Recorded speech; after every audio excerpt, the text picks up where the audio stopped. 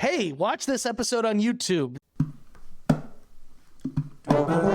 Two dudes watch cartoons. Two dudes watch cartoons.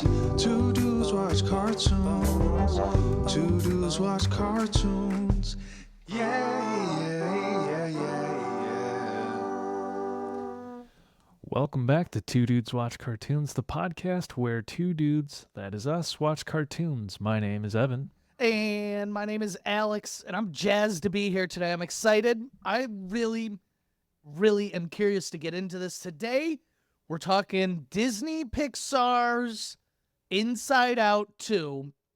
The reason I'm really excited to talk about this is because we are coming off of the heels. This was several months ago now. We're coming right off the heels of Pixar March Madness, where we took a real deep dive into Pixar movies. And I could feel myself in the theater watching this, having a more critical eye maybe than normal. So I'm excited to get into this with you. I'm excited as well. You could say, filled with emotions covering this movie. But before you get into that, I'm excited for other reasons. Happy belated birthday, Alex. Oh, yeah. Thank you. Yeah, the big 3-0. How does it feel?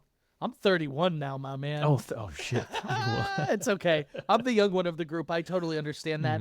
But I'll be honest, 30 was really fine for me. 31, I kind of really felt old. I don't know what it was about adding the one onto the end, but like I didn't like go into a depression or anything, but the day of I was like, "Oh man, I'm 31." Like, what the fuck am I doing? What new emotions are entering are coming up to the console? Yeah, that's 31. A good one.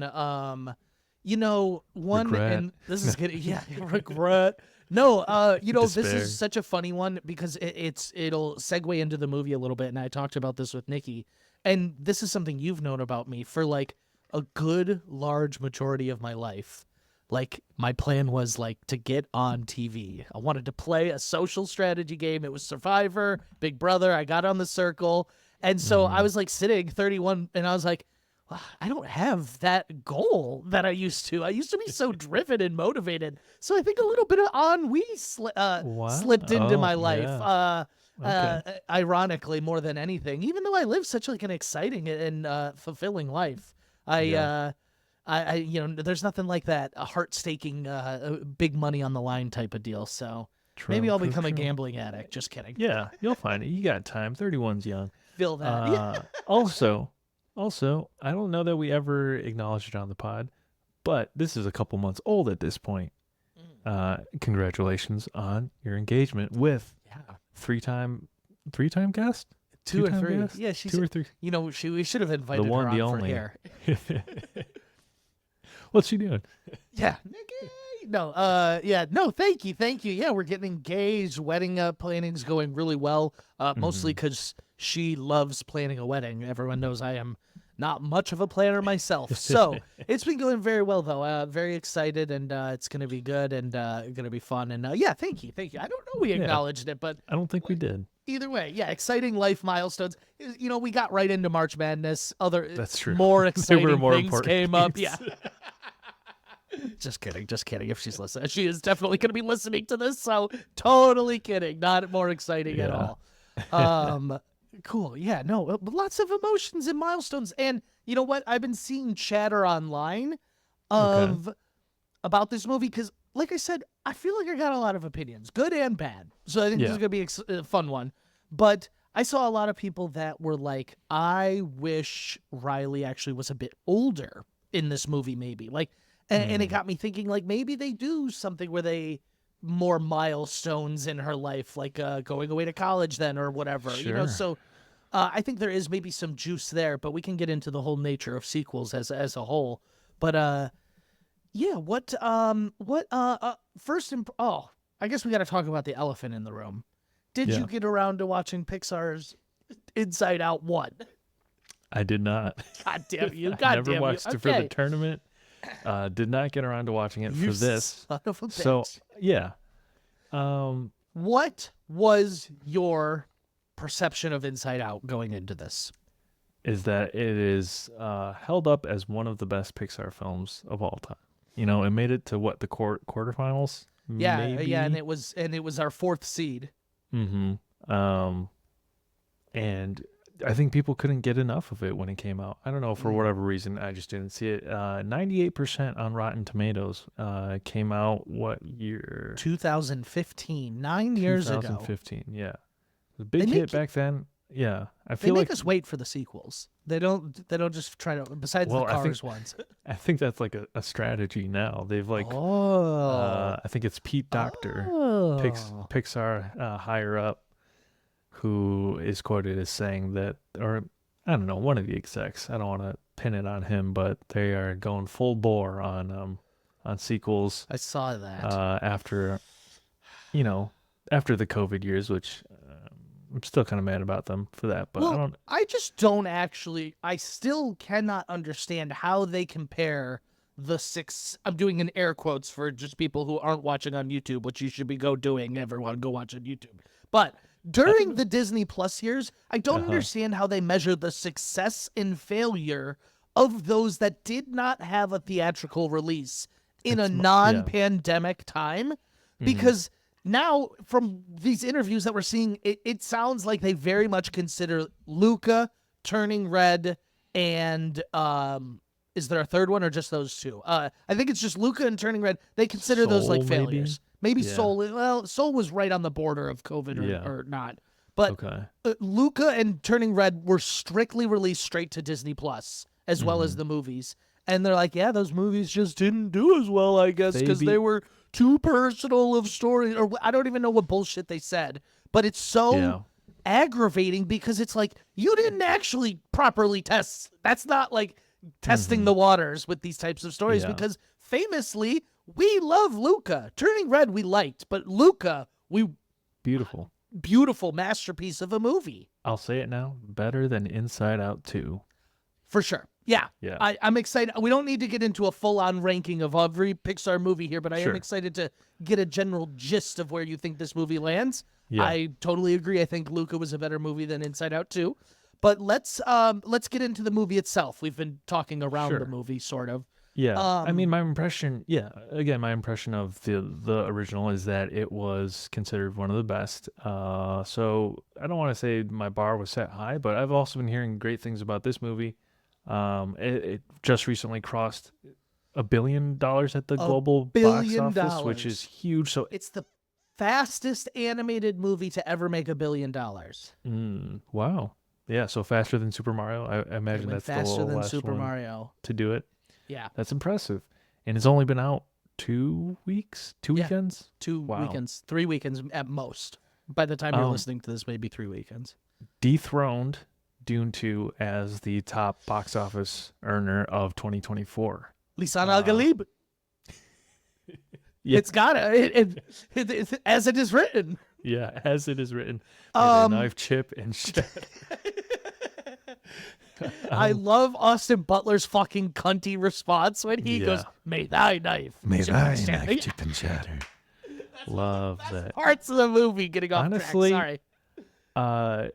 I'm so intrigued by him, and I'm tempted to watch Bike Riders. Yeah, I don't know that I'll catch it in theaters, but you and I are in the same boat right now. This movie made me so like, whoa, on Austin Butler. And you're telling me him and Tom Hardy are going to be doing weird voices, and Jodie Comer? I'm in. Tom Hardy's the king of weird voices, man. There's a movie, I wish I remember what it was. I think it's a movie where he plays a twin of himself, so he's like starring as two characters. And I was in the movie theaters. Granted, I might have been a little high, but there was a point in the movie where I literally was like, I cannot understand a word that's fucking coming out of his mouth. I literally was like, this is actually... But the acting was so good, though. Yeah, he's great. That's so funny. I'm excited for that. Okay, and so this movie's making waves, and I guess this is where I put my hater hat on for a second. Oh, we're matching today. Nice. We're matching. We've got our matching hater hats. Here's my hater hat for a minute. Yeah. This is not the animated movie to deserve these accolades. Like, this is a good animated movie. This is better than average, better than what we've gotten in the last couple years, I would say. But You know what? Well, just while we're here, we're talking about this. Better or worse than Lightyear? What'd you think of that? Better or worse than Lightyear? That's tough. I would say I don't know. They I think it excel was in different areas. slightly better than Lightyear. There are things I didn't love about the movie, but I see its appeal. I'll tell you a little bit about my movie-going experience. Walked in. I went to an evening showing. I decided I cannot do this to myself and go to a morning showing. And with all the children there. 30-year-old man, I dragged our friend of the pod, Dylan Dunn, to the movie theater with me. He walked in a couple minutes late, and I was like, I might go home.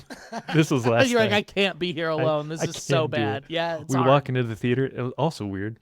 Lights were on. All the lights were on for the first 5 minutes of the movies. I guess they the were theater looking attendants. for people like you. They're like, oh, who's sus? They're like, who's here alone? But it was packed. It was packed. Yep. And it was the 7:00 showing. Kids and families. But I was also sat next to like an older couple. So age runs the gamut. People were laughing. I heard like people were like chortling. Is that the word? Yes. Out loud. Yes. Okay, so in the our theater, and it was older people. Yeah. Yes, our movie going experience was very similar, and I don't mean this as an insult when I say this, but I just don't, because we cover things on this podcast that are not age appropriate all the time.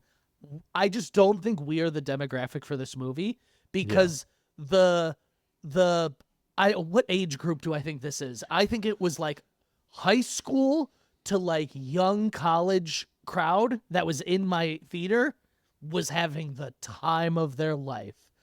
This was their Empire Strikes Back. Like they were like, I'm not kidding. My theater, and to be fair, I think we went on opening night or the second night it was out. And so like our theater packed, no empty seats.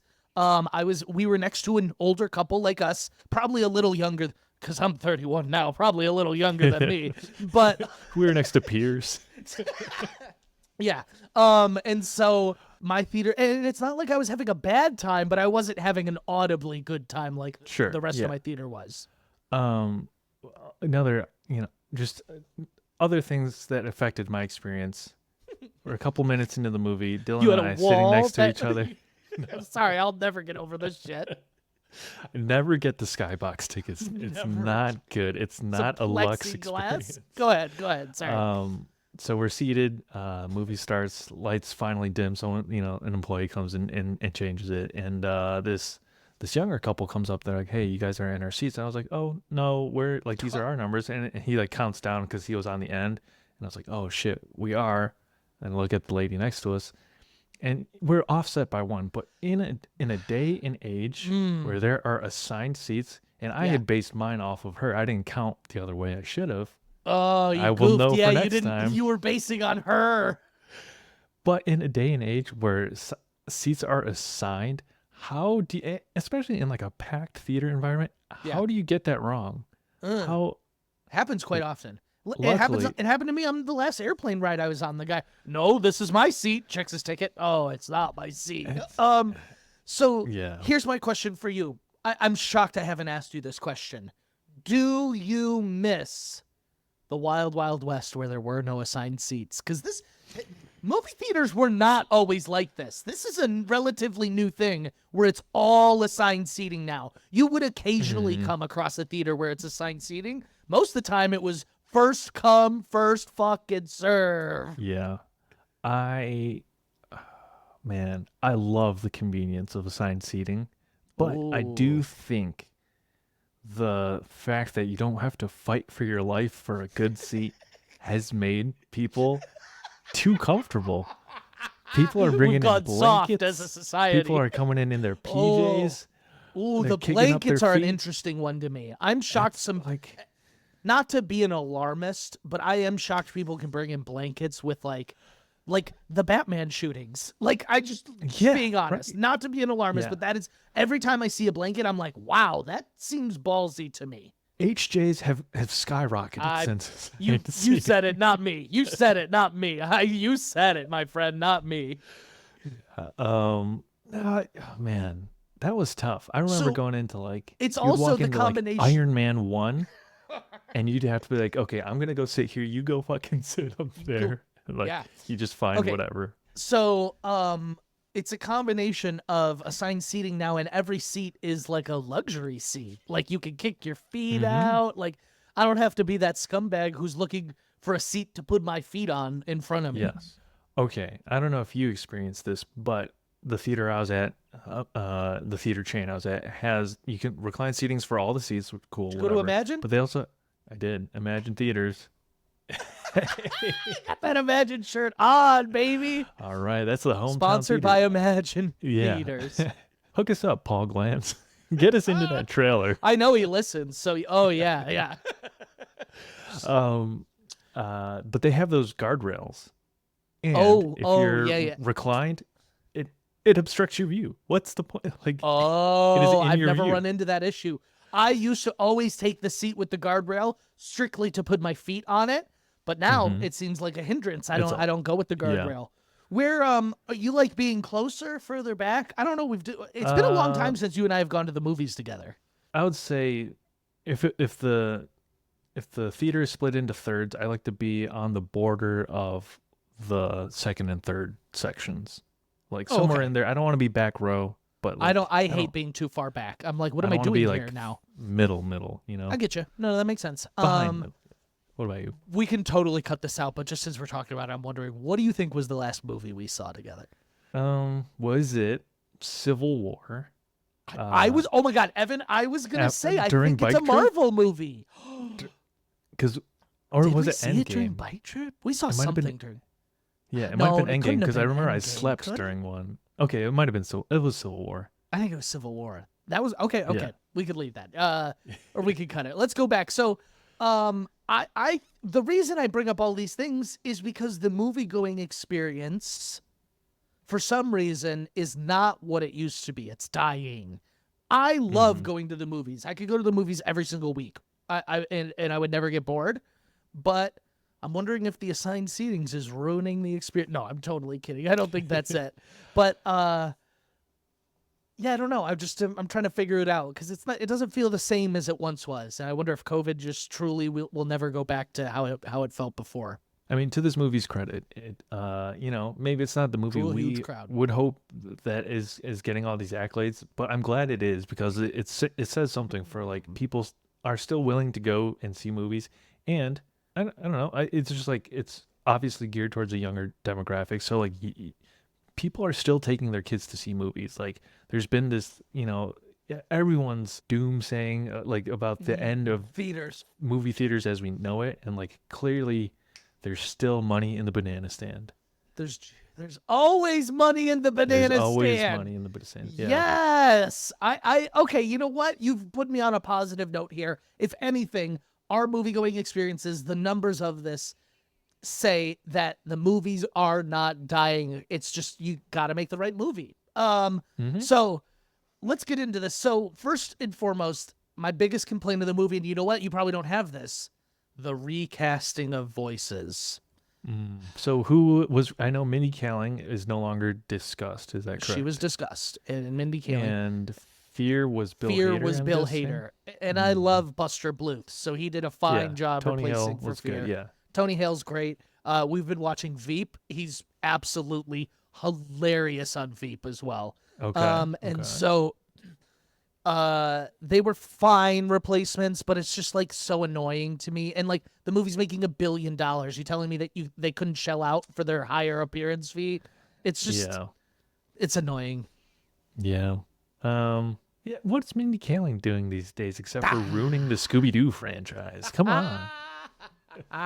She's too busy voicing Velma. She's too busy voicing Velma. She's like, I can't have disgust ruining my voice acting brand. Okay, so you're new to all this. What did you think of the emotions and their control panel, just concept-wise, from the jump? Do you like this interpretation? It is fun. It's charming. It is so heavy-handed in this movie. And I went with Dylan, and I told him I haven't seen the first one. and his review on the way out was like, yeah, the first one didn't seem as like on the nose as this one, and I don't know if that seems true for you, but I like the general premise. It's cute. Yeah. It's I charming. always remember the meme of like Pixar was known for like, what if toys had emotions? What if cars had emotions? And then they were like, but now, what if emotions had emotions? Yeah, yeah.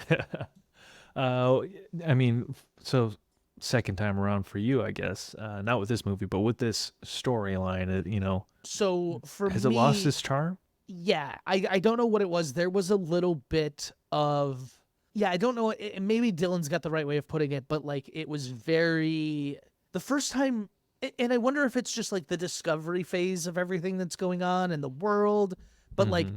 it just felt very paint by numbers adventure. So like last time, joy and Yeah. sadness were the ones that left the control panel and they had to go all the way out and fix something and make it all the way back. And this time it was joy and the other emotions that had to go all the way out and make it all the way back. I did like the addition of the new emotions and the dynamic that brought, and the whole storyline with anxiety is pretty good. So Mm-hmm. that's why I'm not sitting here being like, man, this movie was very basic and whatever, because there were a lot of things that I liked and thought were done very well, but there was also some things that felt kind of lazy to me. Yeah, there were early in the movie. There were moments where I felt like, oh, I got that creeping feeling of like I'm getting a little bit of luck in here. It's like we're just okay here. We're Yeah. in the imagination station, That's a and now we're low going down the that's a stream low of bar. consciousness. Yeah. And they're all cute little metaphors or analogies. The sarcasm that was pretty funny. It charmed Yeah. me, but it hit me before they say the joke. And I was like, Mhm. oh, that's pretty cute. But yeah, I think in some like the totality of its parts is like it's a little much. And man, I really do sound You like know, a hater. I did enjoy this movie, but it was just yes. like I, it that's felt I'm too much. trying not to sound like a hater because it was Yeah. a good movie, but I do have some complaints. And you know what I thought about it?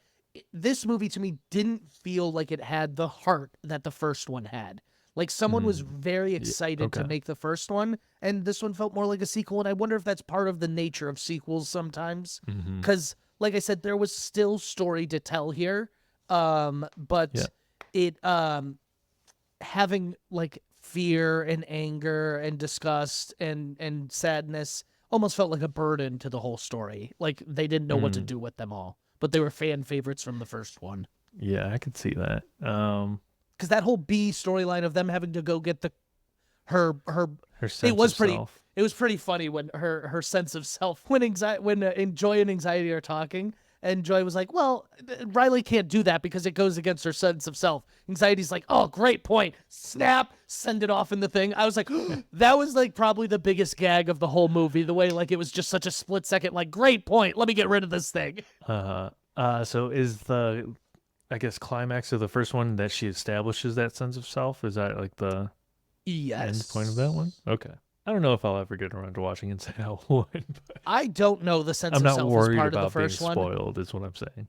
It's Okay. it's more about just getting her emotions in check. She moves in the first one. I think that is what I felt.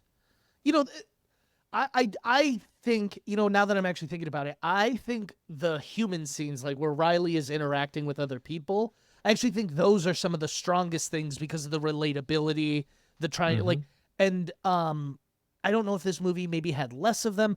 So the first one is her going through a move, leaving all of her friends in one school, going to the next one, and it's very relatable and it's very emotional. I in this second one didn't ever feel the need to like well up or cry, where the first one I feel like was like extremely emotional and heart heavy. Okay.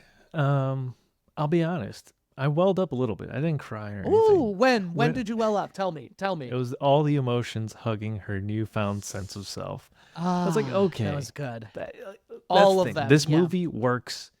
It speaks some emotional truths, no matter how plainly and like elementary they may be. What was the biggest like moment for you? Was it when she made fun of the boy band that they all liked, her and her friends? Like what was the That, um, Like, what do you mean? Like tearjerker? Not or like, tearjerker, but what was the moment you were like, right? Like, I don't know how to describe, like, the biggest one of like, oh, what are you doing?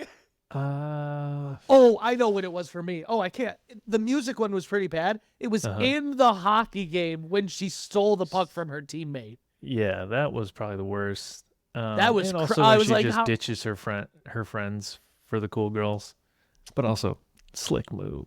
Like you But were. ready for this? It's slick move. Evan says, I'm a social climber. I get it. I respect your social game, Riley. She's like, she's trying to win. I really liked, though, that it wasn't just her trying to fit in with the cool kids. There was an element of like, my friends are leaving me next year. That was another good sense of like, oh, I can't believe that. But I will say there's 0% chance they didn't know already. They were like, there's no way that gets sprung on them last minute. Like, we're going to a different high school, actually. Yeah. Where's the logic? The movie's flawed. It doesn't make any sense. Just kidding.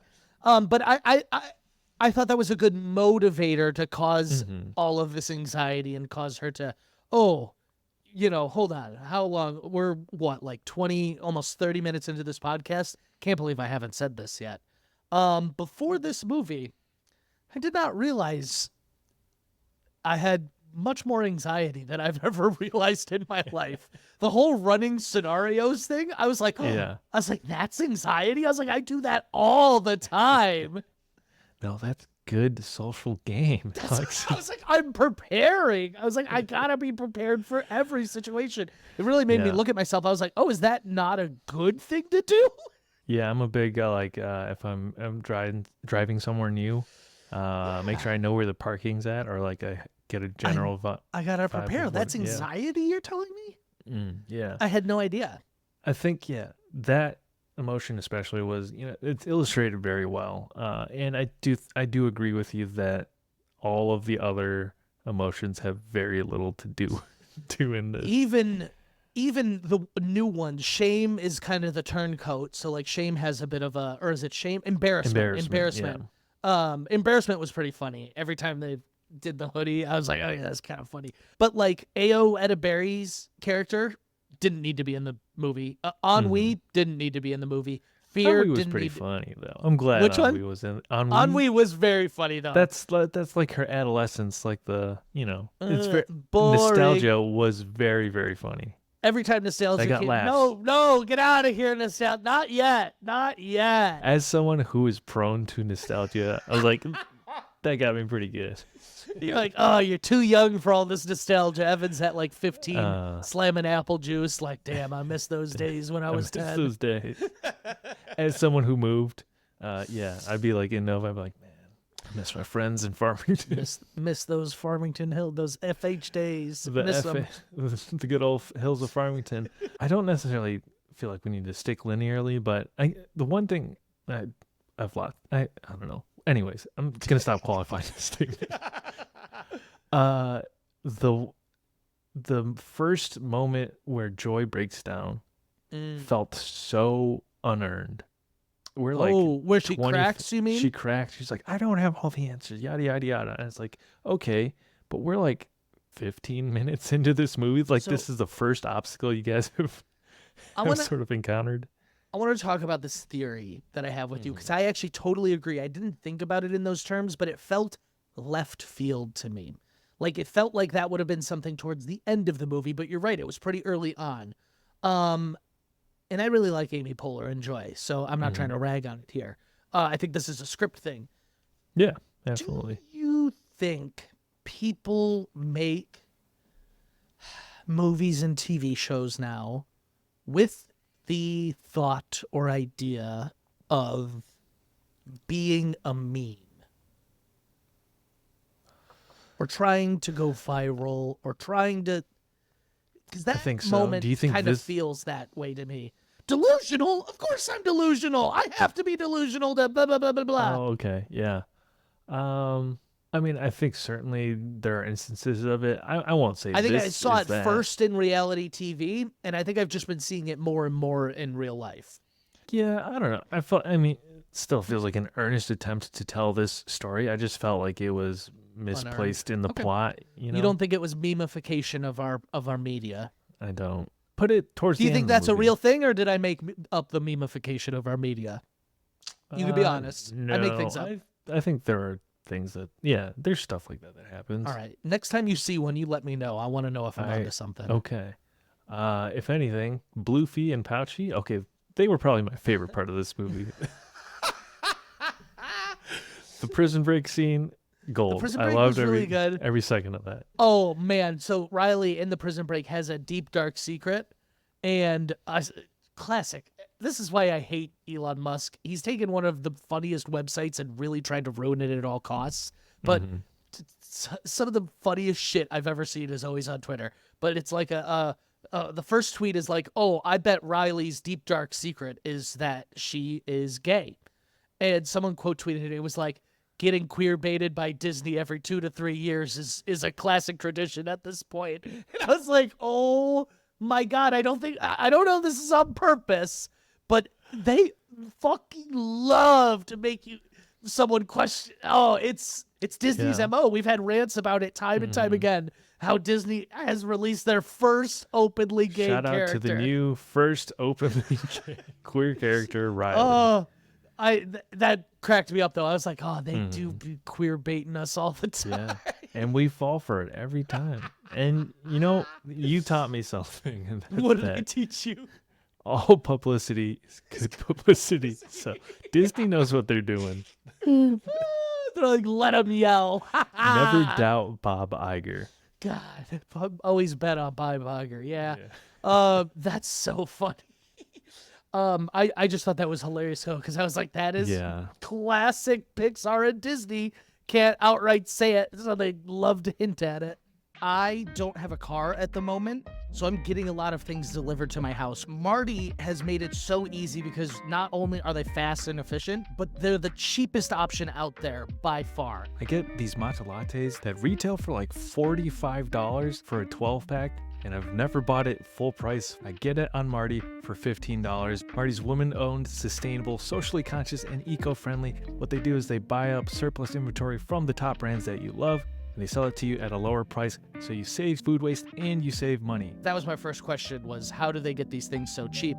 But they have a model, and it's passing savings on to you. They got hundreds of items, fast shipping, no subscriptions needed, and you can save on all the great food that you love. We do have a discount code when you go to marty.com/2dudeswatchcartoons, all one word. TWO, dudes watch TWO, 2 dudes watch cartoons, all one word. You can save $5 off your order. Go to marty.com/2dudeswatchcartoons at our link in bio, or just plug in the promo code 2dudeswatchcartoons. That's TWO, dudes watch cartoons. Thanks for supporting the pod. Go get yourself some delicious snacks. Alex, go figure out the car situation. I don't know what's going on. I don't need to with Marty. Back to the episode. Two dudes watch cartoons. What was on Wii your favorite emotion? What one did you think you liked the most? I did like my Hawke's performance of anxiety. I didn't know it was I didn't know it was her. Oh yeah, Very she was unique great. voice, like the raspy quality of it. I love my Hawke, so I'm in. She was good. Yeah, and anxiety is something that I also in my 30s. I didn't know. Hey, when are they making an Inside Out Riley turns 30? That's they should, if they're gonna do these sequels, they should take a big swing and give us a big milestone like turning 30, 21. Do something. I want the crossover where Riley or Riley's emotions bump into Andy's emotions, who would be 30. This is how you connect them and how you explore that. Oh my God. That's how you know they've gone too far, when they're like, it's a movie Start about making meta Andy jokes. Yeah. that is Inside Out, like it's his emotions, like they're like the might be onto crossover something event here. of the century. They're trying to make sequels. That's a double header right there. That is, yeah. You got Andy giving away his toys, but now we're watching his emotions react to it. Joy's like, no, we can't. And then you get the emotions of like Andy's emotions meeting Woody and Buzz's emotions. Rich territory. And then the motion type toys. Oh my God, there's layers. We're gonna trademark this idea. Disney, you gotta call us if you want to write this movie. Bobby. Bobby. I loved Anxiety. Yeah, I think Anxiety was the movie, if that makes sense. It was very much the movie. When Riley sort of has the anxiety attack at the end, and she's like clutching her chest. Ooh. That hit home. Like I've had moments like that where you like just feel like your chest is tightening. I'll be honest, it was really good. I spoke about anxiety, like getting rid of the old sense of self. It was really good. Anxiety was building a new sense of self around all these new emotions and new things. And then when she finally like plucked it and heard what it said, the old one was like, I'm a good person. Great sense of self. Or I'm a good friend, something along those lines. This one, you're thinking, she's like, this will help. This will help. She plucks it and it goes, what if I'm not good enough? And I was like, oh, brutal. You can't let a 12-year-old be their sense of self. Yeah. And then it got me thinking, and I was like, oh no. I was like, oh no. Yeah, I think perhaps that is like and I see it, I get it. That's like the appeal that's not hitting at home as much, but like I see why that is so powerful for people going through that, for parents of kids who are going through that. That can be, incredibly powerful to see that sort of illustrated. The one that really hit home with me is when it's at the end in the like little anxiety tornado that's going on, and Joy's trying to reach out to anxiety, and she's just paralyzed there, and the tears starts forming. At first I was like, oh, damn, Joy's entering the Speed Force. I was like, guys, it's so much brain too comic book brain. I thought the Speed Force 2 orange flashing lights. Come on, we all saw it. She was phasing. I was like, oh my God, this is the Flash. Yeah, she was being the Flash. I was like, oh my God, this is a Flash origin story. But that was a really poignant moment though. Like, just frozen in anxiety, and like she knows, like, wants nothing more than to help. This movie obviously can communicate these ideas better than I can. It seems on the nose at the time, but like when us now talking about it, like obviously these lessons are valuable. You know what I mean? For some, yes, we're sitting here at the old age of 31. We kind of understand these things a bit more, but I had no idea about any of this sort of thing when I was, a teenager. So this is one of those things, and I don't say it insultingly, this is going to be like a ton of kids' favorite movies for like a long time. The next time we do a Pixar March Madness, this will have a good showing. I'm sure of it. It might not be one I vote for personally, because I have a different emotional attachment to ones when I was around that. I got that granny nostalgia. She's coming out. She's like, oh, remember Toy Story, though? And so I think there will be like a large generation of kids that are like Inside Out 1 and 2. That's my jam. Best shit that's ever been made. And I think it's deserved. It's rightfully so. It'll teach people maybe a lot about themselves. And I consider, to brag about myself for a moment, I consider myself someone who does a decent amount of self-reflection and like really tries to like improve myself and my flaws. There's a lot of people that don't do any self-reflection. And so if this movie can help them maybe understand their emotions a little bit better, that's a huge win. That's a big win. And I was thinking about that in the theater, like a lot of the chortling coming from older people. I was like, this is probably very cathartic for an older crowd who may have never had the vocabulary to articulate some of these things, or have maybe bottled some of these things up for a long time and are only now in a place in their life where they can sort of like release. So like, I understand we're talking about the movie kind of critically, but like emotionally, yes, I'm all in. You know what I mean? What? Like, I get it. We sit here with our big brains and we poke holes in things and we say, this was intellectual, this was not.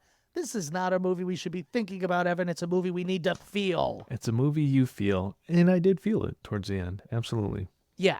And so I do think that is a lot of Pixar's wheelhouse, though, is sort of nailing those emotional elements.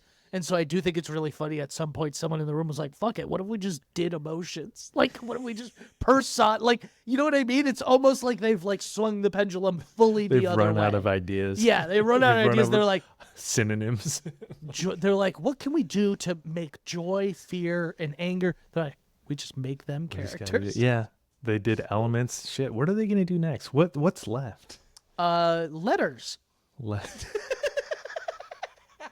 They finally, it's the Pixar letters and the lamp. They go on a journey. Oh my God, I wasn't even thinking about that, but that's so funny. It's the journey. That should be the last movie they ever make. Is the story of the lamp and the letters, and it'll make $1 billion opening night. Yeah, the lamp has to reconcile its relationship with the eye that it stops out. It's misunderstood. It has to do with the judgment of the P, the X. Everyone saw what it did. It's just trying to fit in. It really just was trying to fit in with the group. It didn't mean to take down the I to do that. I don't know if I missed it because I walked in a little late. No, there was some trailers. There's no short. No short. Was there anything at the end? I also left as soon as I didn't know. Because I got the fuck out of there as soon as I saw opening credits. No, I don't think there was anything. The lights were back on. I was like, you're not going to. Evan's like hood up. He's like, no one saw me here. Evan, on his way out, is like, it's for a podcast. I see you staring. That's how I felt leaving Little Mermaid and probably Lightyear. You know, the worst one for me was because most of these I go with Nikki and she's having a great time, and so I'm cool by association. The worst was Finding Dory. I saw that alone, and it was actually a theater of all children, and I was like, "Where are your parents?" Like, I was like, "This is not good." That was one I like you said, like, as soon as it was over, I scurried out of the theater. I was like, I feel weird here. The first time I experienced that, I was watching Detective Pikachu. I was like, this did not draw out the crowd that I saw. Where's the people my age? Where was everyone Pokemon going to the polls? Anyways, okay. Good. Yeah. I like the movie. To me, I think this would be right around the middle of my Pixar ratings, maybe a little above average. Well, maybe a little. Actually, I feel like it's dead center. It is not the best. It is not the worst. I would watch it again maybe in a few years. I'm not itchy. There are some Luca. I was like, I gotta watch that again. I'd watch it right I mean? now. Yeah. I was like, I gotta. So it's not one of those, but it is one that if someone's like, let's watch Pixar, I almost said Pixar too. Now let's watch Inside Out 2. I'd be like, yeah, okay, yeah, let's do that. I would probably be like, what about 1? Let's do that one first. But so I'd be curious now. At some point, you should check out Pixar's Inside Out 1. I don't know why I keep wanting to call it Pixar 1. Yeah, sorry. I literally almost did it right in front of our eyes. You should check out Inside Out 1, and I'd be curious to hear you compare the two. Okay. I'll probably save it for homework. Our next save it Pixar for a rainy March day. Madness. Yeah. What I really want to do, so people can prepare, is when there are 32 sequels included. That is the next time we should do it, when there's 32 movies, because then the bracket will be double the size it was last time. We weren't far off last time, were we? No. Honestly, we're probably a few movies away. I'm gonna guess we're 4 or 5 movies away from hitting 32. Maybe not even 28 feature films. So we could do this in Look a at that. year. So we need or 2. 4 more. I was right. Yeah. Okay. See. Let's do favorite moments, wrap up, and we can read some letterbox and give it our score here. What do you think was your favorite moment of the movie? Bloofy and Pouchy. Easy. That was honestly? I thought you were making a joke. Fill me in. What made you what was it with Bloofy and Pouchy? Because in a movie that was you love Dora the Explorer? No, in a movie that was so paint by numbers, like the rest of it, it's like, oh, now we're gonna go here. It was like the luck coin thing. Like, you got to get this penny to walk through the gates. Like, that's how I felt for a lot of the most of the movie. But in that moment, I was like, oh, there's this flash of brilliance. It's so funny. They're doing this parody the different animation Blue's style. Clues and talking to the audience, and kids in the audience actually said, whatever kids in my Pouchy asked him audience to say. replied too. And I was like, that is a stroke of genius. Like When Anger was like, we don't have time for this, and went in and Yeah. grabbed it. that was those were the highlights of the movie for me. The PS2 character, what Lance, Blade. Oh yeah, Blade yeah, guy? that was funny too. She's got When like he's a crush walking on it. into the door and doing the jump The and trying to glitch get walk, past yeah. it.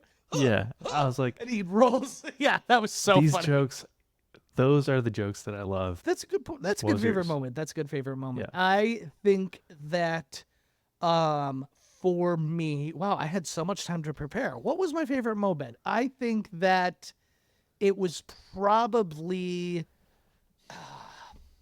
some of the you know what was really funny to me was when the emotions were like all reacting, like the new emotions have like the control panel for themselves the first time.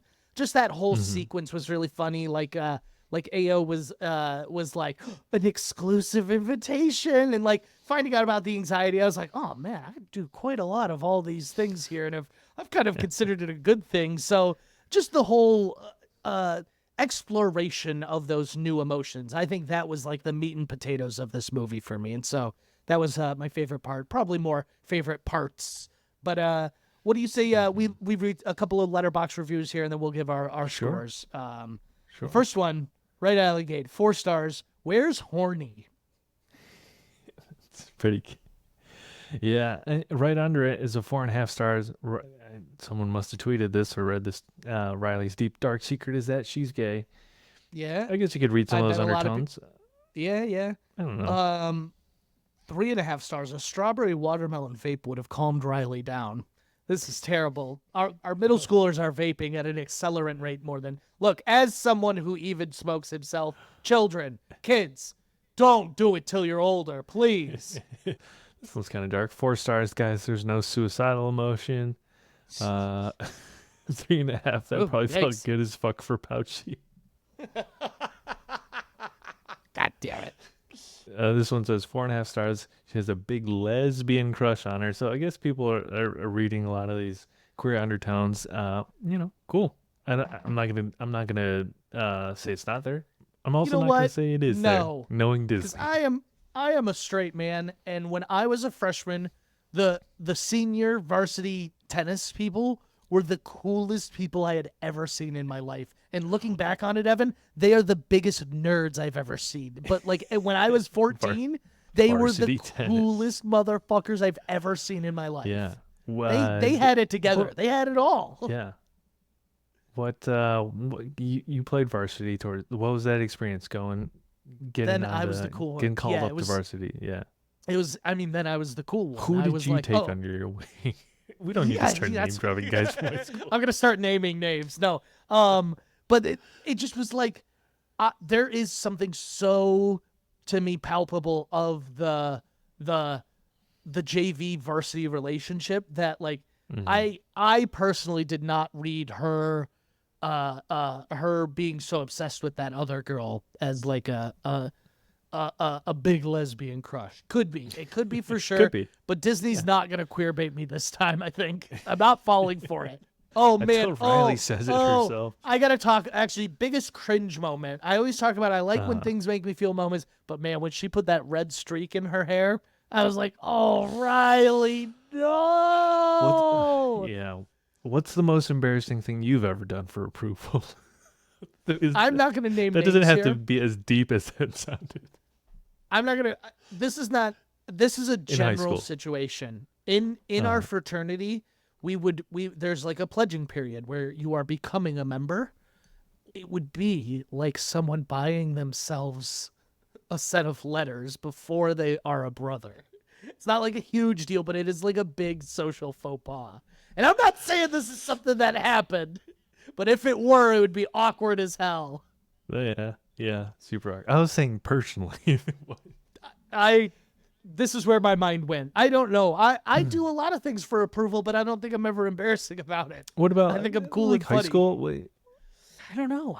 I'm sure I'm And here's the thing, I'm not sitting here saying, I've never done anything embarrassing for approval. I desperately seeked people's approval for probably to this day of my life. So I'm not like, probably the biggest thing I've ever done for people's approval is go on the circle. Be like, look at me, I'm cool, people. So like, I everything I do is embarrassing, but I like long ago just turned that part of my brain off and said, fuck it, I'm just going to do it.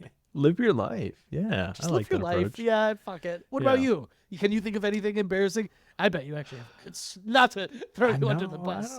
No, I can't think of anything like specifically embarrassing. I'm thinking when you're like young, not like high school. I'm thinking even when you're younger, but I not to dredge up old memories. Like me and a gang of kids, me and like 2 kids in elementary school would do like backflips off of the swing in like 4th grade. Yeah. And make a big production out of it. I don't know. Like that feels weird now. Like, yeah. Like having like a carnival barker almost, like we would like, try and call attention. Check us out. Come look at us. We're doing backflips over here. Like, hey, extra. Once we got the hang of it, we would do it for like the whole week at recess. Yeah. Be like, look at this. That is very elementary school. Like you learn one cool thing and you do it for a month straight. That's good. I'm trying to think. I got one. It wasn't even doing something for approval. It was just like an embarrassing moment in high school. I was like, I'd just gotten my driver's license. I was going to pick up this girl. I was taken to a dance or something, or like backing out of her parents' driveway. And I didn't start the car, so we just started rolling back. Like her dad's like in the driveway or something. I might be making that detail up. I was like, I had to like stop the car.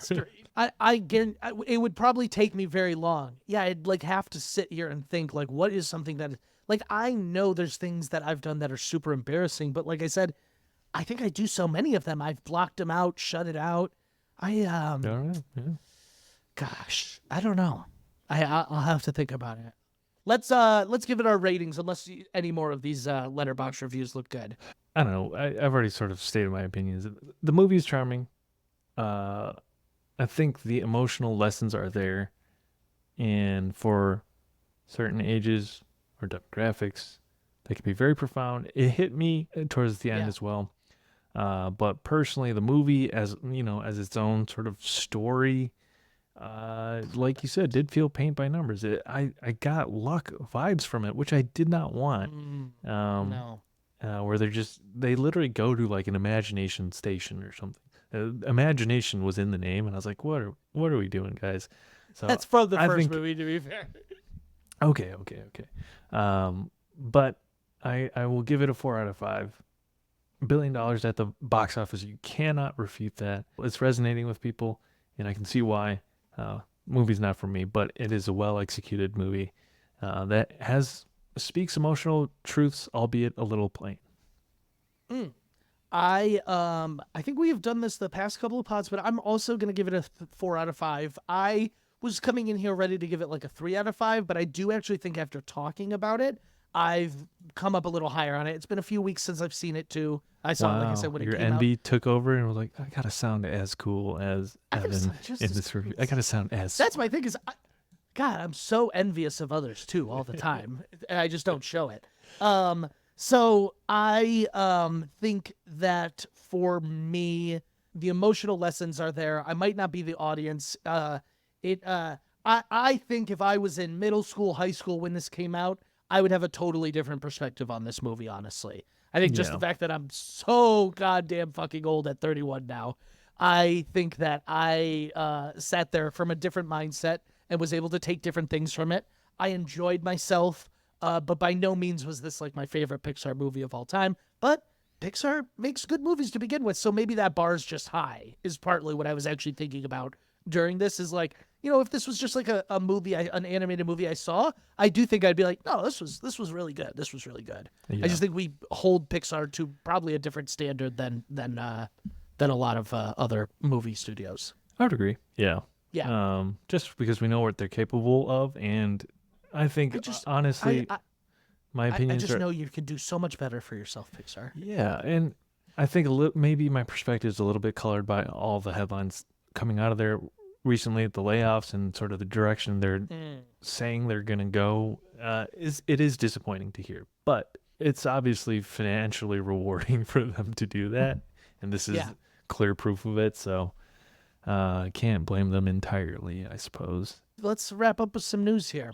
I think I've said all I I'll need read to say about this first one, and you can read the one after it, which you had sent me. Okay. A Donkey movie is in the works. Eddie Murphy will return to voice Donkey, followed by the news. Shrek 5 is coming out in 2025. Come again? Shrek 5 will be released in 2025. Eddie Murphy has already begun filming lines. There it is, folks. There it is. There's Promises probably a 2-year-old made, bet now. promises kept. I'm going to have to give Evan a steak dinner. How do you want me to do this? Just Venmo you the money, or you want to do it when I'm in town? We'll have to figure something out. We'll be getting together, I assume, at some point for you know what? for That's a wedding good point. festivities. Yeah. You know, I owe you a I'll steak come dinner, in so- a day early so you can take me to a nice dinner. So we could do this whole ordeal. Yeah. Yeah, I told Evan it's been too long. I go, they may do Puss. I even said maybe they do Donkey, a spinoff. I go, they're not making Shrek 5. And I was wrong. They ended Puss in Boots with looking at far, far away and getting on a ship to go there. What else was that supposed Look, I'm going to to give mean? you your steak. Fuck off, sir. Fuck off. No, I'm just kidding.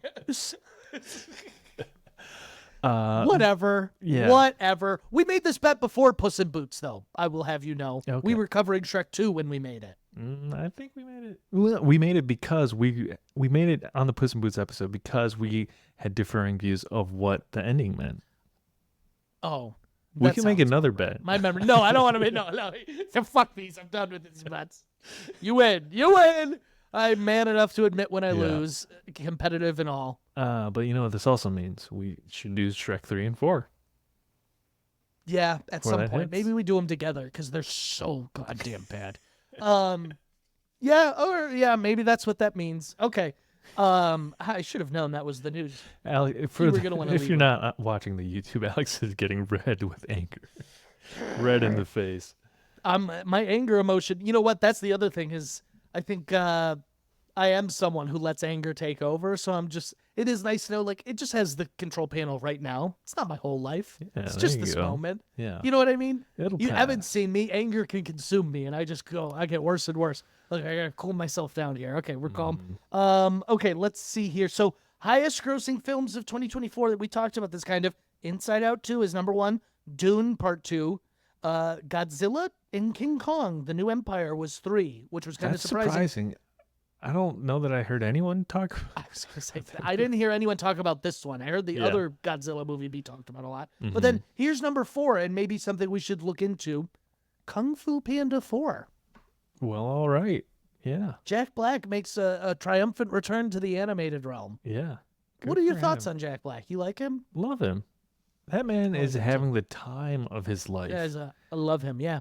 That's the well, I dream guess he already career. made his triumphant return in Bowser. He literally Yeah. got nominated for singing "Peaches, Peaches, True. Peaches." Did he have to Peaches. sing that at the Oscars? Some shit. He sang it somewhere. Like it's like such a goofy fucking goddamn thing too. Like Yeah. okay. What else? Any other news you got here? Oh, I got one if you know. Okay. You go. Everybody Hates Chris, the famous TV show that starred the guy from Abbott Elementary and Terry Crews, narrated by Chris Rock, is getting an animated TV show for its revival. Okay. Who's asking for this? I don't know. Maybe Chris Rock saw his SEO was spiking after the slat. He's like, I'm Let back, me- baby. Let me ride the wave.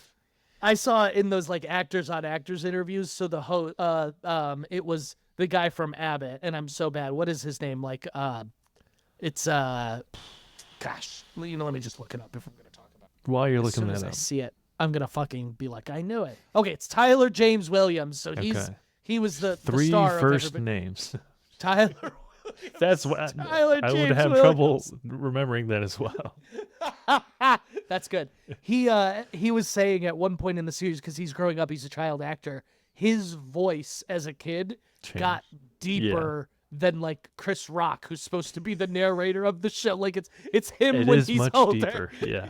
And I was like, that is so fucking funny, actually. This is the next bit of news that you sent me. Warner Brothers is set to release The Batman Part 2 and Dune Messiah within the span of 2 months in 2026.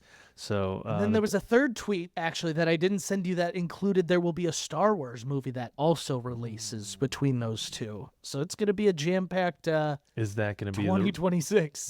the new Ray one, or what do you know what direction they're going? I have no fucking idea. You know I don't know. You know I don't know. It's the one with Sydney Sweeney. I don't fucking know. Oh, I'll be seated for that. Happens like I'm in. I'm seated. I got tickets already. Bring a blanket to that one. God damn you. Not this. Oh, You're so man. lucky this is the end of the podcast. I know. That we're getting canceled for that one. No one listens this far. Yeah, well, this was I a don't fun have anything movie else to you. I got nothing. I'm going to bring a blanket to our podcast next time we record. Get real comfy. Okay. I'm going to sign us off. You have anything else? You good here? No, I'm good. Thank you for sticking this far in the episode. I am always so curious who hears us, like, because even sometimes after I do these like sign-off credits, we'll have like one last point sometimes, and I'm like, I wonder who's hearing this. So if you enjoyed this episode, please go check out more on Apple, Spotify, and YouTube. We have an extensive backlog of episodes. I'm sure you'll find something that you love, either now or from when you were a child. And please follow us at Two Dudes Watch Cartoons on Instagram and TikTok. We are almost at 3,000 Instagram followers and almost at 6,000 TikTok followers. So make sure you go follow. And we're almost at like 20 Twitter followers. No, I'm just kidding.